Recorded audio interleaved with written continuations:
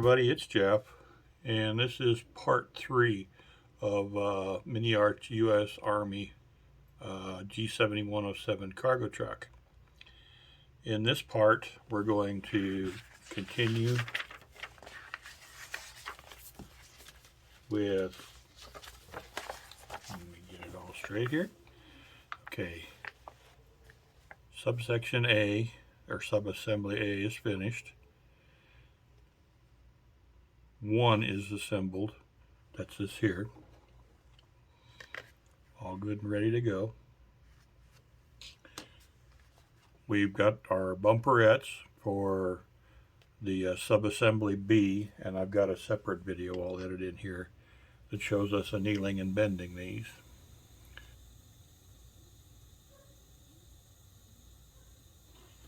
Quick tutorial on annealing brass.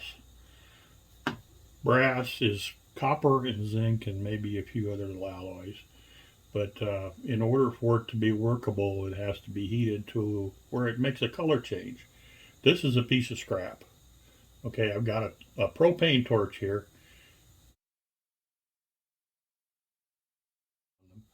But I just want to show you what it takes to get a color change.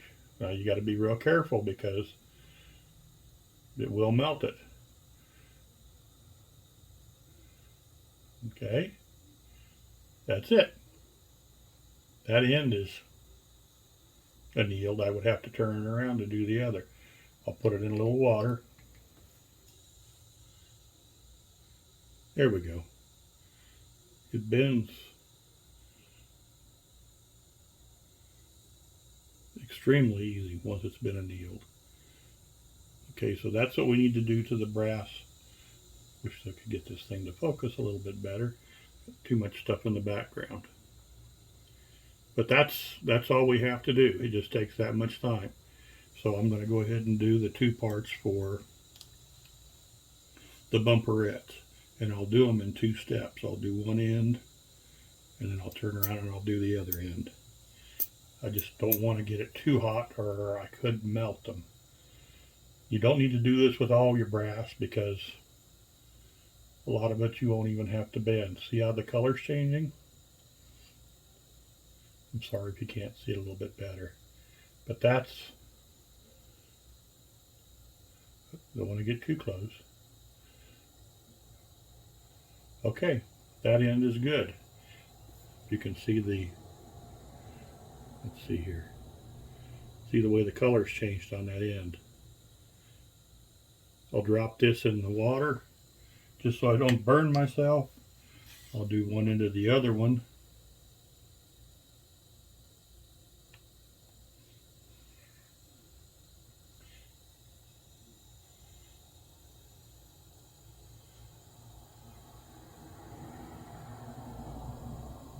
You can see there, the color change.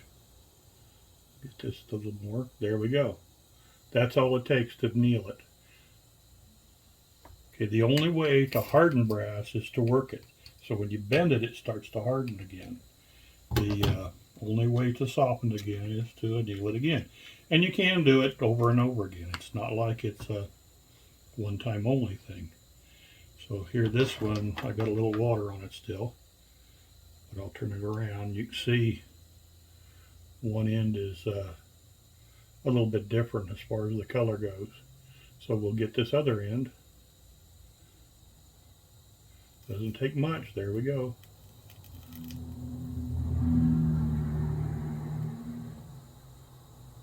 Okay, and that end's been annealed also. So we'll put that back in the water. And if I can get that last one out of there. There we go.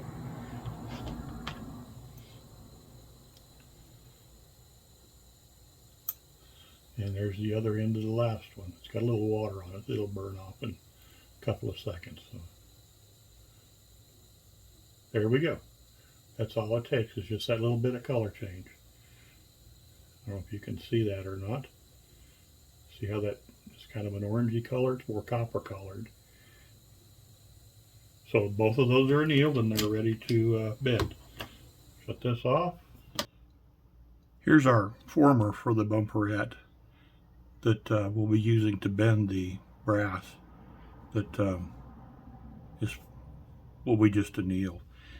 I just did one to make sure everything went well. Fits just like a glove. Everything went really nice. So we'll bend another one. I'll try and do it on camera. First thing I did was take some real fine paper and I buffed everything just to get the surface nice and clean again so the glue and the paint will stick to it. According to the instructions, the end with the double holes, see, I'm getting off camera again. Got a lot of learning to do here, guys. The hole with the double ends goes on the straight side. So we'll hold that tight. You could even clamp it if you wanted to. Just very gently start bending. When you get to the point where it's touching over here, I got a little drill bit. I think this is like a 70 thousandths US, inch drill bit. And the radius fits really good in that corner. So I'm sorry we're off camera, or it's hard to see, but all you do is push that brass back in there. Make sure you're still tight on that end. And just roll it in there. And do it a few times to make sure you got a good bend. Now you're probably going to have to do a little bit of adjustments. But you can pinch it just a little bit. Go like so. Check it against your form. I think that looks pretty darn good. So those are going to be ready to glue on. That finishes up the subsection B of the instructions. So we'll continue on with the build shortly. I hope that was helpful, guys. There's our left and right bumperettes all ready to go on. I've got the bumperettes here. I'm going to glue them in a couple of stages. So I've checked to make sure they fit fine. I've thinned this with just a tiny bit of water. And I've got some water here and a Q-tip in case I have any mess. I'm just going to put a little bit here. And we're just going to leave that alone for a little while. Okay, and that'll set up, and then I will do the middle and we'll do the other side. That's all there is to it. But thin your ultra glue just a little bit and makes it a lot easier to work with. Okay, I'll be back in just a little bit and I'll have these all glued on and we'll go on to our next step. Okay. So here's part 2, all finished. I've got the bumperettes on. I used the MIG Ultra Glue, and then I ran just a little bit of CA down in the joints just to give it a little extra. I think that turned out really well. We've got the 4 photo edge pieces on here. All look really good. So I've marked everything off on part 2. Let's back this up just a little bit here. Okay, so part 2 is all finished and I've marked all the parts off. What I've been doing is as I cut them off the sprue and put them in the containers, I circle them. And then as I put them on the model, I cross them off. So I just finished cutting off and cleaning up the springs for the next section. So I'll get those lined out, and also the orientation of the model has changed. So I try and keep what I'm doing in the same orientation if possible. as the instructions so I don't get confused. Okay, this is A67, A66, EF1, and EF2. I've got them oriented and placed to where they go. In step 4 and 5, they want you to put together the differentials. So I went ahead and cut those out and got them cleaned up. The reason being is I want to make sure that my springs are in the right place as far as the spacing goes. So I'll use these. I'll use the regular extra thin. So I've got a little bit of working time. And I'll glue the springs in. And then while the glue is setting, I will use my axles to check and make sure that the springs are in the right location. I don't want them, leaning way in or leaning way out. I want them both straight and parallel. So what I'll do here, we'll call that good. Just use the old. Okay, so here's EF2. It'll go behind this part and connect to that part. So I'll go ahead and do that, and the one on the opposite side, and then I'll come back. I can do it on here. It's no big deal. I gotta remove my glasses for up close work. I can't see what I'm doing with them on. So we'll put a dab of glue there, and just a dab of glue there. And then we'll try and get this on camera. That goes behind, and then that goes in front, just like that. Okay, I spent a lot of time cleaning the seam lines up on these springs. That's one of my kind of pet peeves, is to see a really nice model and then see seams lines going down the springs. They, springs are not supposed to have seam lines. So we'll go a bit of glue there, bit of glue back here, a little more there. This stuff evaporates so fast. And then we'll go like so. There. So this will be where it goes. It goes here, and it goes here.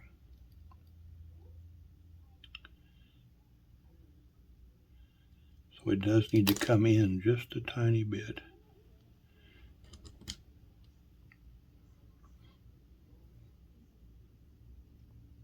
The location pins on this marks are really, really tiny. You can't even see that one. That one's a little bit better. But this goes like this. Get it turned the right direction. And we'll just make sure that all of our marks line up. And they do. So we're good. I'm glad I didn't mess that up. So everything looks really good on that end. Then we'll go to this end. And these are basically exactly the same. They've got a notch here that locates the differential on the rear. So that'll set. I'm trying to keep it on camera, guys. Really, I am. That'll go like that, and then that'll sit there. And we'll glue those in. There's a very tiny pinhole there that it locates in. So we'll put that there, and then we'll put the other one on, and then we will check and make sure that the dimensions are correct. So, just a tiny bit here, and a tiny bit here.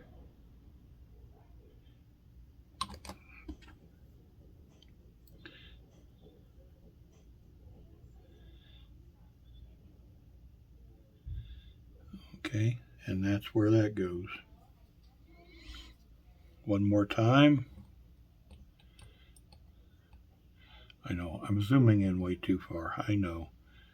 I'll work on it, guys. I will get better.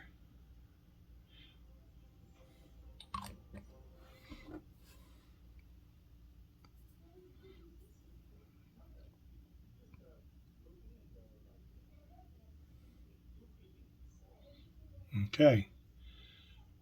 Springs are on. We just need to double check and make sure that everything is spaced correctly.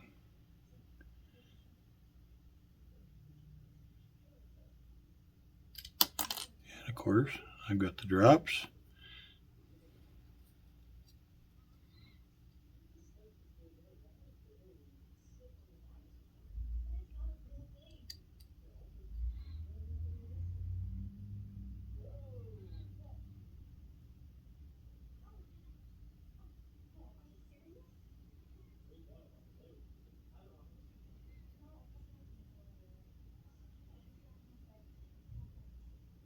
Okay, there we are, right, and you're not seeing any of this, are you? So that's where it goes. So all the springs are nice and straight. Looks good. Okay, I think we're good.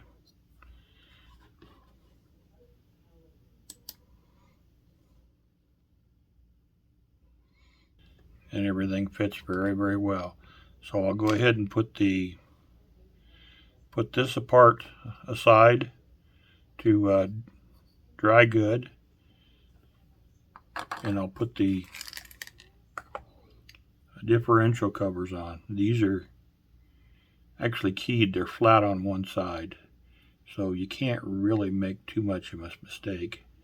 I've already checked. Okay, here, I'll do this real quick. I would go around the inside just a little bit. Make sure you get it up on the side. Line up your key and put it together. So that's all there is to that. So that is step 4. Wish they were all that easy. And then just a little bit around the inside.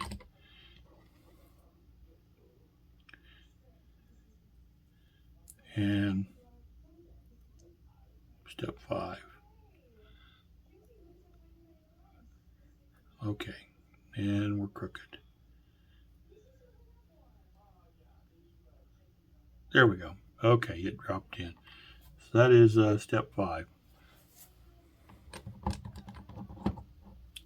So here's